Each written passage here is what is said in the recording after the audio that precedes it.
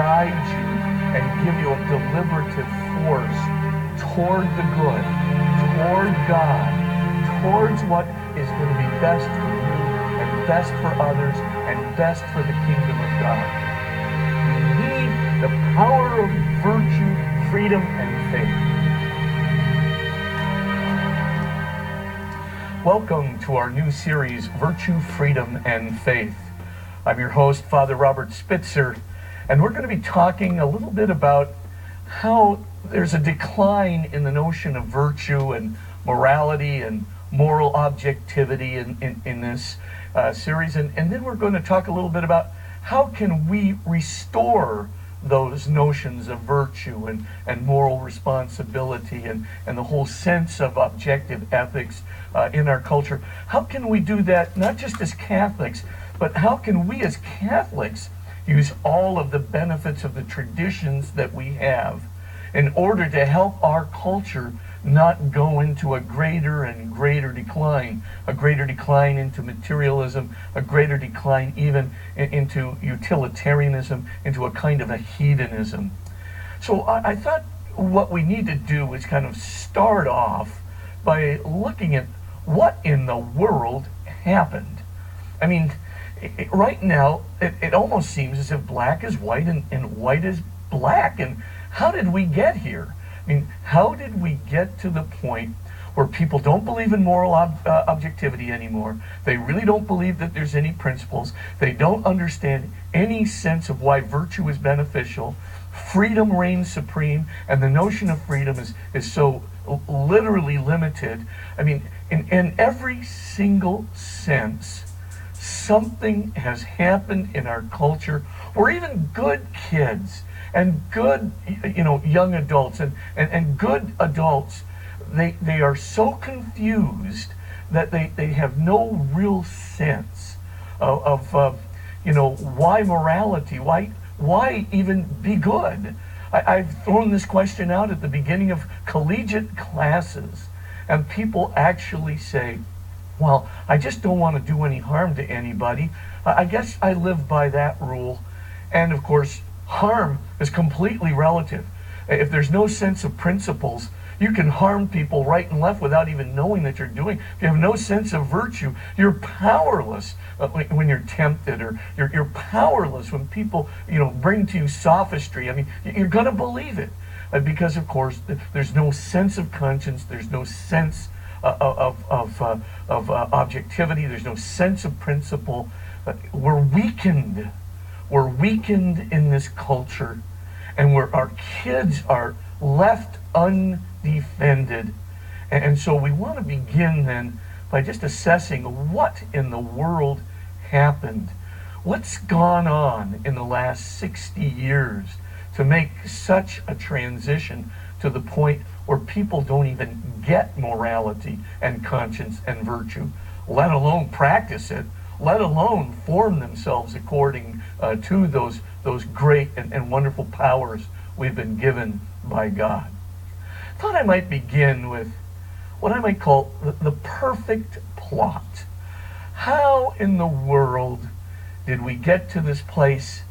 And let's just say, I'd like to take the place of the devil for just 1 minute, not on any permanent basis, but to give you a sense of the perfect plot. I mean, if I were the evil spirit, what would I do to undermine virtue, to undermine morality, to undermine objective principles, to undermine the formation of conscience? What would I do to just do this perfectly so I could lay the entire moral landscape waste?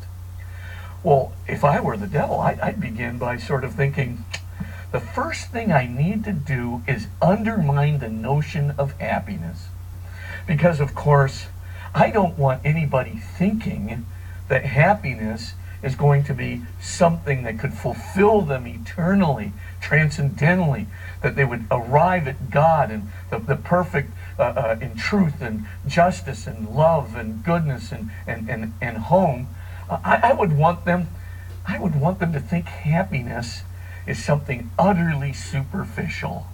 In fact, I would be so concerned to do this first, because As Aristotle said a long time ago, happiness is the one thing you can choose in and for itself.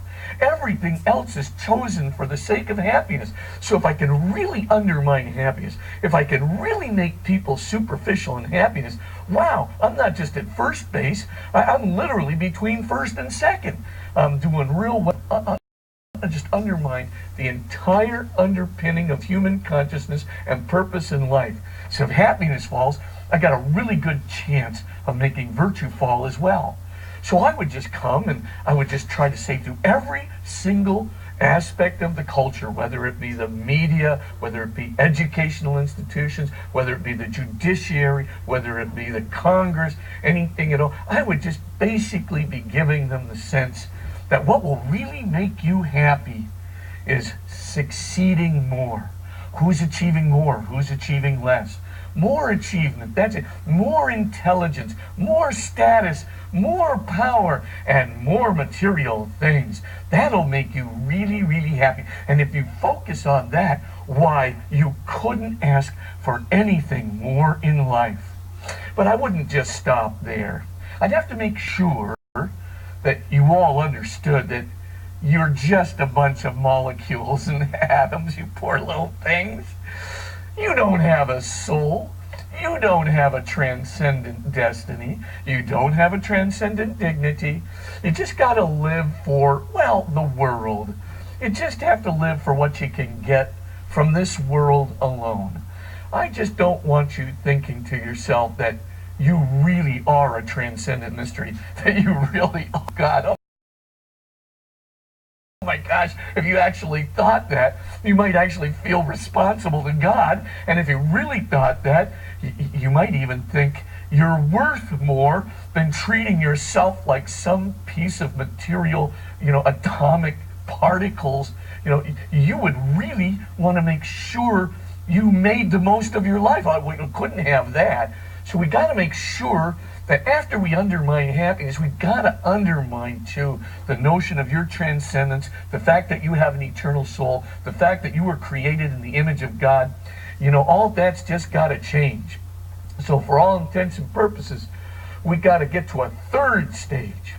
And the third stage is, I'm going to have to make sure that you know that I, the devil, right, just playing the devil here, that I don't exist. And furthermore, that there's no spiritual struggle between good and evil. It's just all about this world. It's just about your concrete situation right here now. Don't worry about all these people who are telling you that there's some spiritual struggle between good and evil going on in the universe. Forget that. The cosmos is just the here and now. It's just you and me. Remember that movie, The Devil's Advocate, when, of course, Al Pacino playing the devil says, I'm a fan of human nature. I'm an advocate of human nature. And he then reduces human nature just to your material well-being. Perfect plot.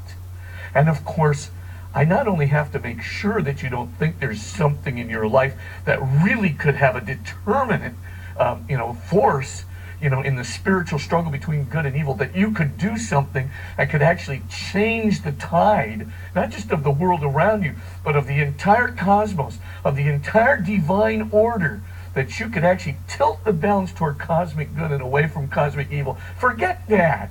That's all just a fantasy. I'm telling you now, the devil just, he doesn't exist, and I wouldn't do anything anyway to harm anybody. Then after I'm done with all of that, I really have to get right down to the notion of morality itself. I'm really going to have to do a number, first of all, on conscience. I don't want you following your conscience. It's going to be absolutely essential for me to make sure that you really think that conscience doesn't exist. This is just some kind of plot on the part of your parents and teachers to get you to imbibe some moral principles and teachings. You poor pathetic thing. You've been brainwashed. You've just been behaviorally conditioned since you were young. There's no such thing as a divine conscience where God can actually speak to you and rivet you to the loveliness of the good and make you so scared, horrified at evil that you can barely see straight. No, there's no God speaking through your conscience. Don't worry about that. You're just conditioned by your teachers and parents. It's just a Freudian superego. Forget all of that. And by the way, guilt is very bad. I'm not going to make you distinguish between an excessive guilt, right, and just normal guilt that you feel through your conscience. It's all bad. Excessive guilt, of course, is bad, but normal guilt is bad. You should feel good. You owe it to yourself. These bad feelings of feeling like horrified at the prospect of evil. I don't want you to be scared, by the darkness. Don't worry about the darkness. It's all going to be okay. It's all about light. Trust me on this. The key thought, of course, is I just want you to think that, conscience, this little mythical medieval thought that people have. We're so modern today. Trust me on this. I can tell you for a fact, there's no such thing as conscience. And if there were, God certainly wouldn't be speaking through it. You can bet on one thing for sure. You can bet that it's all about what you're feeling right now. And skip the parental and the teacher church brainwashing. Skip your little super ego and do what you want. That's the fullest manifestation of you. It's all about you. And then, if I were the evil spirit, I'd go even further. I'd have to get rid of moral principle and moral responsibility. And if I were to devise a perfect plot to get rid of the idea of moral principle, I'd say, how about an excessive view of tolerance, where you basically say that you don't want to offend anybody. So whatever you do, don't bring out your moral principles in public. It could be offensive. And we know that the number one principle is don't be offensive. It's not about right or wrong, good character or evil character. It's about offending people or not offending people. It's about being nice, don't you see? It's just about being nice. And if you're a nice person, you know what to do. You're not going to offend anybody. Don't bring out those principles in public. I know they just want to go for a little bit of genocide, but you have to be well-mannered. I mean, what's more important? A few people dying in a death camp or manners? Come on. I mean, we do have to be nice. But you can see that the most important strategy that we have in the culture of nice is to make sure that we don't do anything offensive, like bring out a principle that's going to make somebody feel uncomfortable. Keep your principles to yourself. And while you're at it, if you're going to keep them to yourself, don't even keep them for yourself. Come on, be realistic.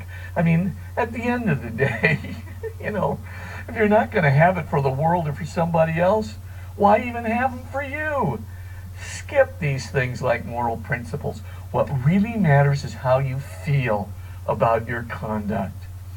Principles just confuse the matter, says the devil, right? Principles are just going to be something that you will kind of mitigate your feelings. You know by your feelings what's good. If it feels good to kill Joe, do what feels good. Your feelings don't lie. You don't need objectivity. You don't need the discursive power of thought. Just follow your intuition. It's right. I can tell you it's right. Now, if I were the devil, I wouldn't just stop there. I'd actually try to undermine every moral authority that's out there. And of course, the best moral authority to undermine is the church. So I would probably, if I were the devil, I'd probably say to myself, I'd say to you, hey, there's scandals going on in the church right now. And by the way, You cannot let anybody off the hook here. The church has to be judged by her sinners and not by her saints. And furthermore, says the devil, when you judge the church by her sinners, why, you'd have to judge the church by darkness instead of the light. Don't let any light into the darkness. Reality is darkness, says the devil. I'm telling you this. So I want you to take that darkness and make it outshine that light. And then you'll note that there's no such thing as a church authority. I don't care how good Jesus Christ was, says the devil. I don't care how good the saints are. I don't care how good, the church leadership is. What I want you to do is focus on the dark. I am the accuser, and I want you to focus on the dark. And when you do, then you'll know there's no authority but yourself. No authority from God, no authority from the church. It's all darkness out there. You're the light. You're the only light. You go ahead and do what you think is right, all by yourself. You don't need silly church teachings anyway. You're autonomous and you're enlightened. I assure you, you can do it. Guiding principles, church teachings, nonsense. It's all about you. But then I'd have to go a little further than that. I'd actually have to try and also subjectivize morality to the best extent that I could. So I would basically attempt in some way then to tell you that all moral claims are just fictions. You know what I mean? Hey, look, everybody can see there's a camera over there. That's a fact. Nobody has any trouble judging that fact. Or people can know science. Science gets to objectivity, and indeed it really does. But I mean, a moral claim, like killing is wrong or lying is wrong, who says so? I mean, after all, that's just a matter of opinion. Go ahead and ask any group of college students. Just go right into the classroom and say, hey, does anybody believe that there's really such a thing as objective morality? That there's objective moral principles? I mean, if I were the devil, I would just simply say, it all seems like a bunch of subjective opinions to me. Believe what you want. What you say is what's good and evil. Everything else is for the devil. Yes, the devil can actually quote himself in the opposite fashion. For all intents and purposes, then, if you begin to undermine all these dimensions of morality, you undermine moral principles, you undermine conscience, you undermine church authority and teaching authority of Christ, you undermine moral claims, and you subjectivize everything, there's nothing left. We're kind of like dear old Thomas More, right? And Thomas More, now St. Thomas More, is talking to his son and basically says, when all is said and done and you take out all of the laws and you put all those laws, cut down all the trees, where will you hide when the devil turns on you, son? Exactly. Where would you hide? And of course, for all intents and purposes, that is the difficulty of the culture today. We are left with almost complete subjectivization of morals, no moral principle, the undermining of conscience. It's a perfect plot. But then there's just three other elements I'd have to really get done in order to make it the perfect plot. The undermining of virtue, the undermining of morality, the undermining of God's will. The next thing just on my checklist would be freedom. I'd have to superficialize freedom. I basically have to show you that freedom is not about getting what's most pervasive, enduring, and deep. Freedom is not about living up to your eternal destiny, your eternal dignity. Freedom is not about, trying to make the most of what God has created you for in His own image. Freedom is really, I'm telling you now as the devil, freedom is really about getting your strongest emotional desire satisfied right now. That's what I'm telling you, and it feels good. I'm not kidding you. You can go ahead and get all those desires fulfilled. And the other side of that coin is, avoid any kind of commitment or constraint. No one has the right to constrain you. The first thing in your life, the first dimension of your freedom is you are you. And you have no responsibilities to anyone. And you shouldn't have to answer to anyone, because you are a law unto yourself. Skip commitments and be yourself. And skip constraint and be yourself. And responsibility, what a laughable self-constraint that is, and a plot of the church as well. By the time we're all done here, you'll know who you are. You're meant to get your strongest emotional desires satisfied, and you ought to feel really frustrated and angry when you can't. And you're all about escaping commitments and constraints and responsibility, and you ought to feel really, really lucky when you can escape all those things, and frustrated when you can't. But then I go a little further, just to top it all off. What I then say is, I would also put out this incredibly important notion of love. You can't be too sure about love. You know what I'm saying? Love could actually liberate somebody. So as the devil, you got to be really careful to superficialize love. So the one thing you want to do right from the get-go is to make sure that people see love is all about being loved. Get it? You just black is white and white is black. You just reverse it. So the devil comes and says, love is what feels good.